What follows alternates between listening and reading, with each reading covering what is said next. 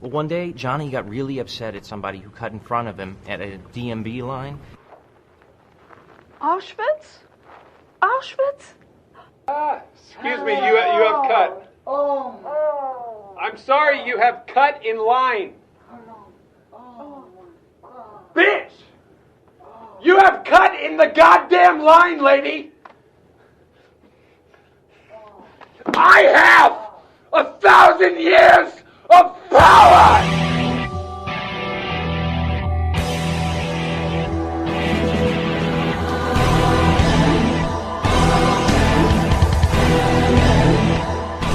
Far too long have we cowered in fear. Far too long have our oppressors stood near. Now you shall come, yes, right over here, and learn the old ways with a tentative ear. Pause at 2 minutes and abandon all fear, and grasp from the power to defend that which is dear. Copyright 2009 WCReplays.com. Now it begins. Too long if I put this commentary off. Undead versus Orc. Hopefully you're about paused up at 2 minutes, as we'll get this one rolling pretty quickly.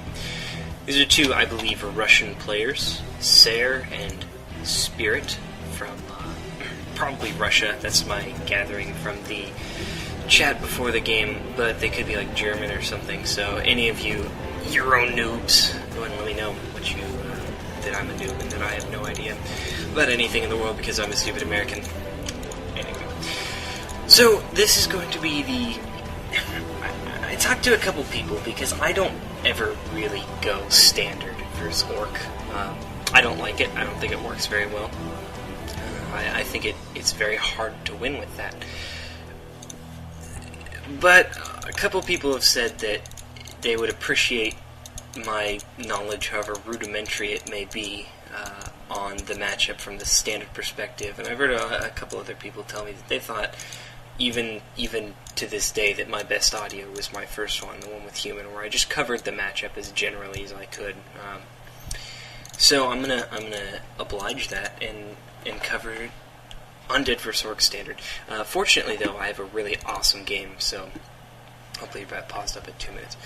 This is going to be one of those games versus the Orc players that everybody loves to hate. The one that gets a Blade Master and powers that shit up. And just the entire Orc's plan this game is just to fucking roid up his Blade Master and shoot him up on PCP and let him loose like some kind of fucking Nordic berserker. Christ. So it's going to be on Echo Isles, which is one of those maps where you're not likely to get hyper-harassed by the Orc unless your opponent's a noob. Rather, the Orc player is going to go off his own way and item creep up the Blade Master and then just screw you with ridiculously overpowered heroes. So that's the kind of map Echo Isles is. This isn't the kind of map where you want to go and try to stop him from doing that, unfortunately, like with a Ted Fiend build, or even a Ghoul build, I think, because it's too hard. Pretty much any camp will drop either like a really good item, like the middle marketplace will drop like a healing item, like greater invul, greater healing, or greater mana.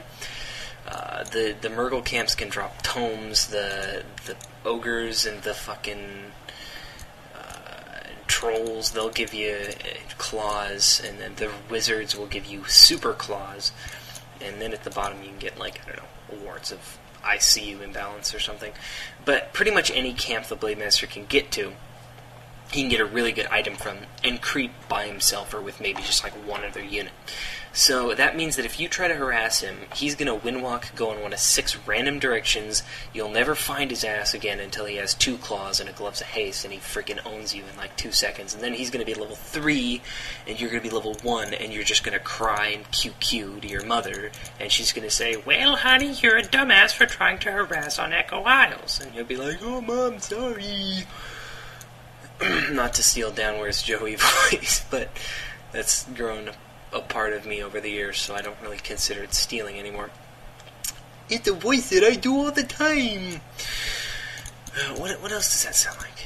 That sounds like, that sounds like, if you guys ever see Yu-Gi-Oh! Abridged, that's the voice little Karibo does for Tristan. or the first one, before his voice died. Anyway, internet stuff aside, let's get this game unpaused in 3, 2 minutes, 1, unpause.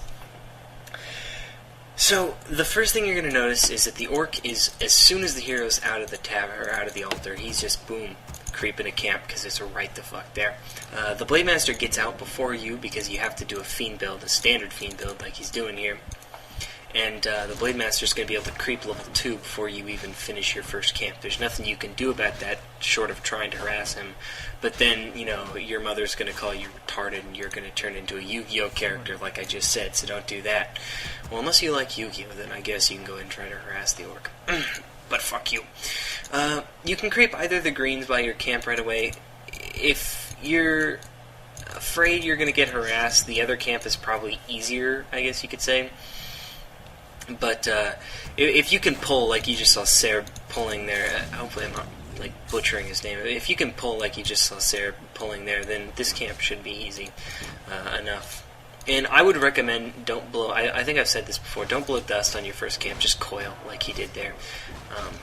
Save the dust for other camps, and also you may as well blow a coil quickly, so you know don't waste that mana regeneration.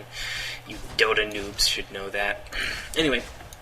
So you see, like I said, that Orc is level 2, and he hasn't even finished creeping his first camp. And this is just the map where the Orc can do that. On Twisted Meadows, you know, right about 2 dots after nightfall, you'd expect the Orc to come harassing you with boots and his 2 grunts. But on Echo Isles, that doesn't really happen so much, because the Orc can creep level 3 very quickly and get a lot of very good items doing so. So I would say that the superior strategy for Orc on Echo Isles, and probably the more common, is just to soup up the Blade Master and avoid him. I mean, if you saw my last commentary, you thought Barry Bonds was ridiculous. Just wait till you see fucking Necro. So, at this point, the Undead could creep either this camp or the Mercenary camp. Either okay. I think the Mercenary camp... No, not quite. Yeah, no, not quite. The Mercenary camp wouldn't have quite given him level 3 either.